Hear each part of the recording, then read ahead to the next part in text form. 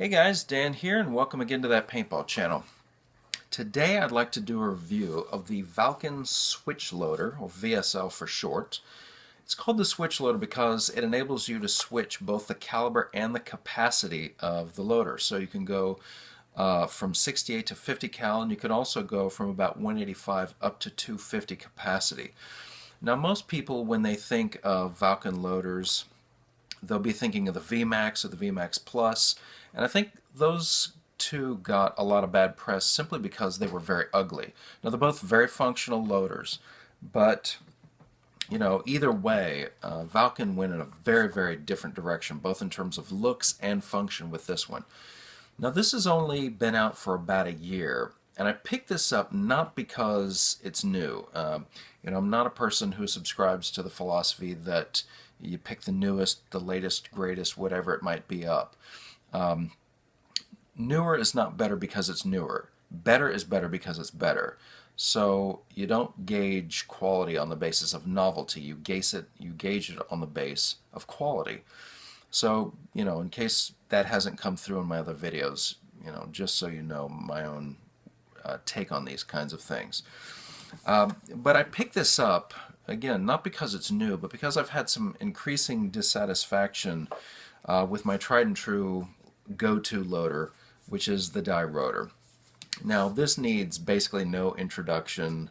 This is easily the gold standard when it comes to force feed loaders. It's going into its 9th year production, showing no signs of slowing down. I mean, DYE's come out with the R2, and now the LTR's bumped into where this was at a lower price bracket. So this is going to be on the scene for quite some time. And even though I'm going to use this as a basis for comparison with the VSL, and even though I've indicated that there's some issues that I've had with this, I don't want to give the impression that this is not a great loader. This is a fantastic loader, and it deserves its place not only in paintball history but on the field now. It's just that it's starting to show its age, and this was built for another era in paintball, kind of the BPS arms race of the mid-late 2000s. Everything was just hyper aggressive, fast. If your marker didn't do 30 BPS, it wasn't worth anything. And this loader was designed, it will do a legit drop of 50 BPS, 30 with the tension set low. And it's extremely durable. There's never been a loader, and probably never will be another loader made that's tougher than this. You see videos of guys drop kicking these things, flinging them off of buildings, and they still function. They're really tough. But again, it's kind of showing its age. And 4 aspects about this have kind of gotten me steered in another direction. The first of these is size, second is weight, third is how it feeds, and fourth is, ironically, how it doesn't feed. So we'll go back through these in order and use those as kind of a touchstone, contextual touchstone for the VSL. So first I want to talk about size. Now, when this first came out, it was not a large loader by any stretch of the imagination. You had the Halo, and particularly the Pinocchio, when it came out, was a very large loader. So by comparison, this was svelte. But as the years have gone on, designs have gotten smaller and more low profile. This is really kind of starting to look big in the hips. Now this is 4 1/4 inches wide and 5 11/16 inches tall. So bear that in mind as we make comparison. In terms of weight, it's 1 pound 5.8 ounces, and that's not light by any stretch of the imagination, particularly when you think that loaders like the old Brevis and the Pinocchio are sub 1 pound. This is pretty beefy. Then we come to the issue of how it feeds paint. Remember, this is coming out of that crazy fast era, and you can't get a 50 BPS on the high end and 30 BPS on the low end feed rate without some commensurate offsets. And the offset in this case, the rotor design is really innovative, and it's still very impressive. But the way in which it feeds puts a lot of stress on paintball shells. So even with that tension run down low, you are taxing the paintball. Now, I'm not saying that this, hurts paint or destroys it. Obviously, it doesn't. You see a lot of pro teams still using these things, and again, it's a good loader. But I play in very cold conditions, use very fragile paint, and if you're in a condition where it's very cold, you're using really fragile tournament grade paint, maybe you get a case or something that's not properly cured, you do have the risk of this getting in the loader, and again, that arm is just slamming that paint down into the raceway. By the time it gets to your breech, you do have some increased potential for breakage, and that's an issue. Well, then we have the last problem I've had, and that is the way that it doesn't feed paint. Now, this was designed with optimum, premium, high-end paint in mind, and that's a good thing. And you always want to use the best paint you can get, but in the real world, sometimes the best paint you can get isn't perfect, or it's far from perfect. You might go to a field or event a particular day where, the best they have is a case of footballs that are vaguely paintball shaped. And then you're faced with a choice. You can go home or you can play. And, when you're dealing with paint that's not optimal, you shouldn't have a loader that's holding you back in that regard. And I have to say, from a design philosophy, there's something fundamentally wrong with a loader that doesn't load paint. I mean, Dye's own press says, don't use this with reballs. To have a loader that's so finicky that if your paint's a little bit oblong or whatever, and again, you can't help that sometimes, but the job of the loader should be to load paint, to get it from the pod into the breech of your marker. Whatever happens downrange, that's its job, and it's strange that it can't do that. So we'll keep those in mind as we look to the VSL. Now, right off the bat, I want to start off by sort of putting this in its larger format. And to do this, I'm going to take it apart. Now, this may look familiar with respect to the rotor. So we pop this lid up here. This looks familiar. Lift this tab up, rather rotor-like. Wonder what this button does. So we pick it up, off comes the top. We simply lift out the tray and the raceway and all the guts and everything, and then you just have the bottom portion. This is very simple. Now, when it comes to expanding the capacity, there's this tray here, and you can remove that and get that out of the way. Also, while we're at it, talking about the switch aspect, this ring here, this feed ring, let me see if I can get some light on this. This feed ring, you simply take this out and you put another one in, and that adapts it to the 50 cal. Now, I want to say a word on this. I've heard a lot of people just sort of sneer at the idea of a 50 cal. Now, I don't play 50 cal, but I'm a big fan of 50 cal because 50 cal is a way for a lot of players who would not otherwise be in the sport to get into the sport, and anything we can do to grow the sport is a good thing. You can't grow a sport if you don't get new players in, and sometimes they're not interested in that high impact, or maybe they're a little nervous. And if 50 cal gets them in, we should support that. And kudos to Valken, for doing this. This effectively gives them a corner on the market. And I can't understand why anybody would make fun of 50 cal and say, oh, well, just give them gravity loaders, that's all they need. You wouldn't think that about 68 cal. Why you wouldn't want someone to have a good, solid loader to give them the best possible playing experience, I don't understand that. So, just something to bear in mind. Now, the loader comes with this particular little insert, and this is one of the quirks that I'm not too crazy about the loader, and that is the way that it sometimes is finicky going together. Now, of course, it'll probably make a liar of me. And yeah, it went together okay. But usually it's when you put the top shell on that you have some issues. Okay, so you've got to really kind of pay attention. Now, I'm doing this deliberately on camera just so you can see. Now, this went together relatively easy, but sometimes you will really have to fuss and fiddle with it. And I've done this many times. So you have this together. This is in its biggest capacity, and you kind of look at this and you think, wow, that thing looks tall. I mean, it looks, particularly from the back, it looks like a skyscraper. But bear in mind, remember the measurements of the rotor. The rotor is 4¼ inches wide, and it's 5 11/16 inches tall. This is 4 inches wide and 5 13/16 inches tall in its largest capacity. So I want to show you this side by side because you really need to see this to appreciate it. Now, normally I don't like to see these on video because people don't really, they're not very careful with this. I'm going to be very careful of lining these up. And hopefully you can see, there they are. And can you see that the VSL is only an 1/8 inch taller than the rotor? And it's a full 1/4 inch narrower.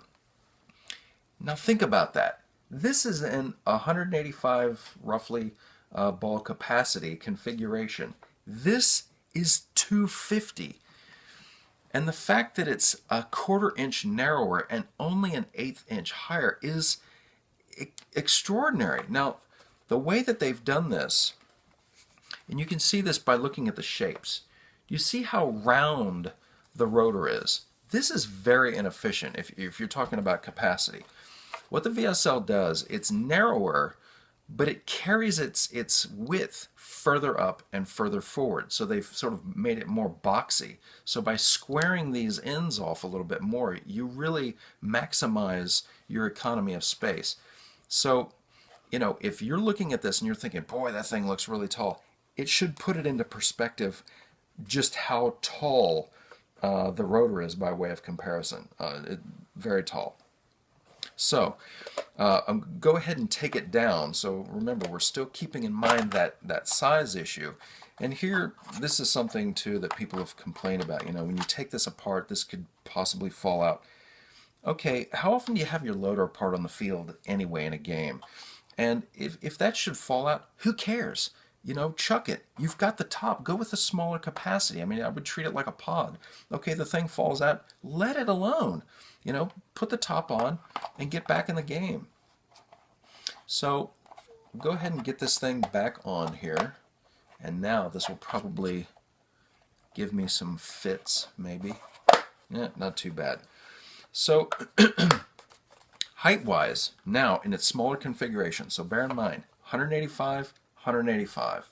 Now when you stack these things up, the VSL in the standard configuration is a full 1/2 inch lower than the rotor. And again, it's still a 1/4 inch narrower. And when you think about profile, this is a game of inches and fractions of an inch. And the main thing is this head-on profile. This is so small. And even by comparison to most modern loaders, this is incredibly low profile. And that makes a huge difference. So I want to talk about some of the other elements, many of them pros and some of them, not so much. Let's talk about the weight issue. So remember, this was the other thing. I'm concerned about the weight here. So this weighs 1 pound, 5.8 ounces. This weighs just over 1 pound. 1 pound, 0.8 ounces. So in the same configuration, this is a full 5 ounces lighter. And even with this only weighs 1 ounce. So that's 4 ounces lighter. And because of how low this is, the center of gravity in this is much lower, and the balance is better. So on marker, the difference between these two is staggering. This sits higher and the weight is carried higher. This feels so nimble and so quick and light on gun. And it's extraordinary. You can really, really feel it. So that's a good thing. Well, now let's go to the third issue, and that's how the rotor feeds paint. Remember that high speed is coming at the cost of putting a lot of tension on. Instead of having that arm that just jams paint down into the raceway, this has a ring that just sort of gently nudges the paint in. Now I'll say the caveat to that is that this feeds slow, relatively slow. It's only about half the speed of the rotor. On its lowest tension setting. So, the lowest setting is about 30 BPS. This will feed in my testing about 15, conservatively. And, if you're doing uncapped semi, you do have the potential of outpacing this. But remember, this was designed for modern competitive play with the lower speed limits. So when you're playing at the current rate of, just above 10 BPS, this thing is fine.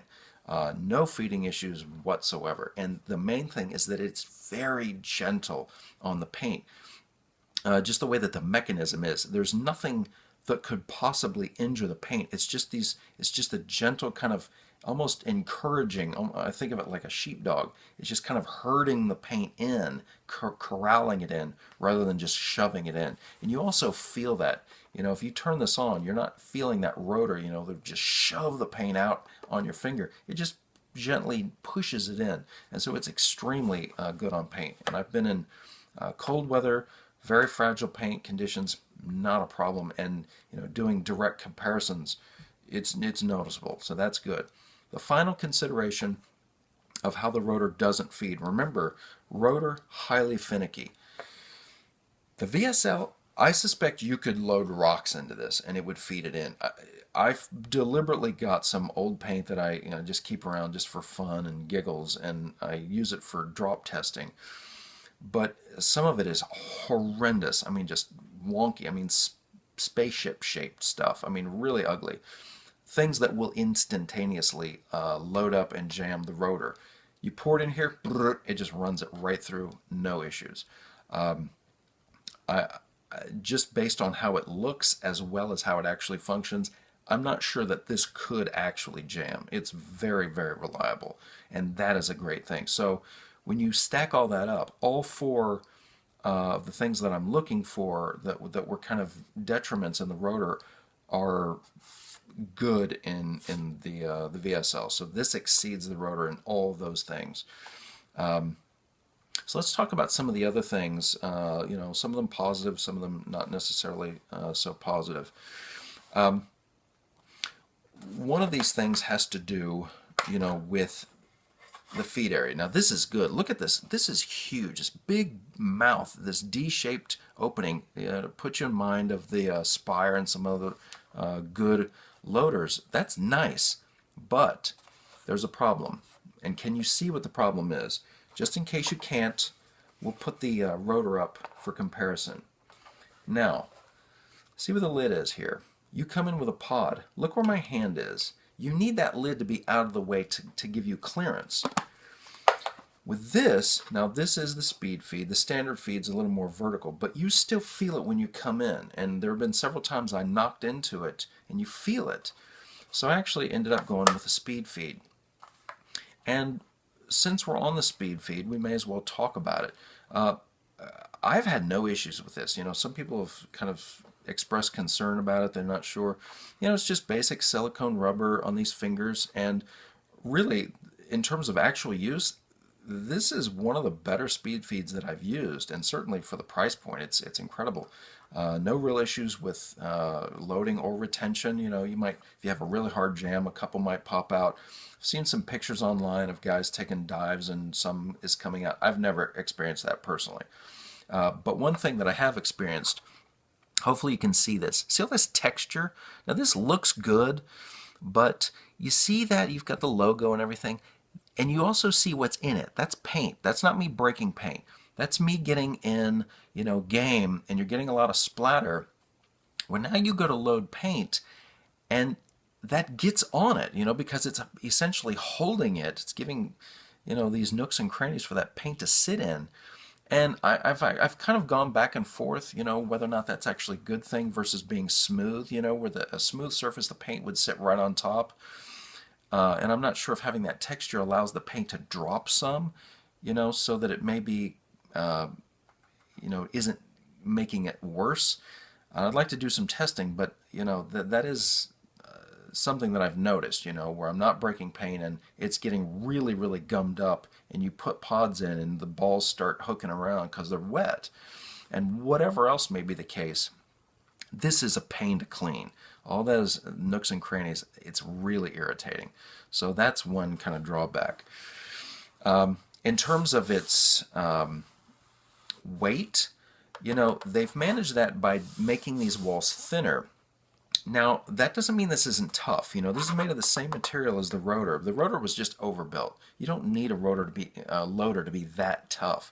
So what they've done, as you can see, it's almost like kind of like I-beam sort of construction. So they've got thick areas and then thinner areas, and that allows them to cut that weight down but give you good strength.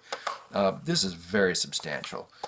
You know, with this piece in, the spacer piece, it can kind of feel a little weird, but you know, that flex is better than having something that's really rigid, particularly with taking shock loads. Now, one thing that's kind of annoying, especially the case with this end, is when you hold this up to light in just the right way, you can see these thin, it's like paper thin slivers of light all the way through. You know, the DYE rotor has a perfect seal all the way around, and I like that. No paint ever can get in here. And especially when you put the extender on here, you've got significant gaps. Now you've got these tabs here that kind of cover those up, but you know, it kind of in your mind looks like paint should be able to get in there. But I deliberately tested that and just let this thing get just gummed up, lots and lots and lots of hits, particularly in these gappy areas. And you crack it open and there's absolutely no paint in there. So even though it may look a little spooky, it doesn't seem like paint's actually able to get in there. So it doesn't seem to be a real issue. It has eyes. I like that. Maybe it's just a throwback to the old Revy days, but I do tend to like a loader that's a little smarter. You know, with a rotor, it just shoves, and if there's a jam, you might not know that it's jammed until, you know, you go to take a shot and you miss it because it doesn't know. This, at least, if there's nothing in the breech, it's going to pulse, and I kind of like that. And speaking of which, talk about the power button. You know, big basic power button, I like that. And listen to the sound. And I'll hold the rotor up right next to it. And isn't that funny how big that rotor is in the back? So this pulsing, some people don't like it. I kind of like it because it actually, to me, you know, a steady noise can be like white noise, and sometimes you don't notice it. But having that little pulse can, you know, it nudges you in a way, at least for me, and it's quiet. You know, sometimes I've heard people, if I'm close enough to them, I can hear their rotor running, or another, if they have a loader that's loud, and it tips you off that they're empty. And I like that this is just, it keeps it between you and the loader, and it's not advertising your condition to everybody around you, and I really like that. Another issue that has come up, I've heard people talk about it, is when you lay this over on an angle, you know, it runs dry, and people say, oh, this is terrible. Okay, it does do that, but there's a reason for it, and it shouldn't make you freaked out necessarily. The reason that it does this is because this is so low profile. You remember when I took that tray out, it's very thin. What that is that the coiled ball stack in the raceway is, because it's low profile, you don't have the same effective length. So, you know, if the loader is full, you're not going to have too many issues. And particularly if you're running and gunning and moving around, you're not going to have any issues. I have not had any issues whatsoever with this thing loading. It's fantastic. But there was one game where I was posting up on an angle, and you know, you shoot, and it does go dry. But all you have to do is just straighten it up and let it load up again, and then you can tip it back over and it's not an issue. And for those of you who are really concerned about this, guess what, gang? This does it too. Same angle, you lay it over, it also runs dry. Now it takes longer to run dry because, again, it's got a, you know, you've got more room in there, and so that coiled up helical ball stack is longer, but it does the same thing. So, you know, this isn't really doing anything that this isn't, and vice versa. It's just, that's the trade-off. You know, you get that lower profile, well, your ball stack is going to be a little bit shorter, and so you are going to run dry. But honestly, in normal gameplay, it's not an issue. One last thing, and you'll probably notice this, piece of tape, and you've been wondering about it. This plastic is kind of slick, so you put it on several markers, and it tends to slide a little bit. And you see in the GMEC video, a guy wipes some of that splatter. Remember, I was letting it, on that particular day too, just letting it get yucky, and he kind of wiped off the splatter and it slid. So I found that just putting a little piece of tape on there gives it enough traction where it doesn't move. And I might sand this up or something. So that's pretty much it in a nutshell. You know, when you take this, all things considered, is this a good loader? Yeah, it's a pretty good loader. Particularly when you think about the price point. These are running about $135.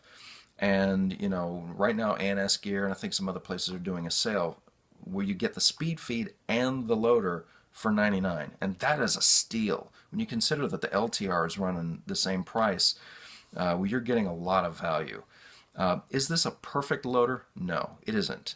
But I'll tell you, since having picked this up, and it's not just for testing purposes, I've not had this on a marker for regular gameplay. I've had it on for testing, but not for regular gameplay. And that's not because I'm just testing this. It's because it's actually earned its keep. This has actually delivered on all the things that seemed like, on paper should be, on the table. And it has delivered for me. So, yeah. Definitely, if you're in the market for one of a new loader or something like that, these are absolutely worth checking out. So, hope that helps. Thanks a lot.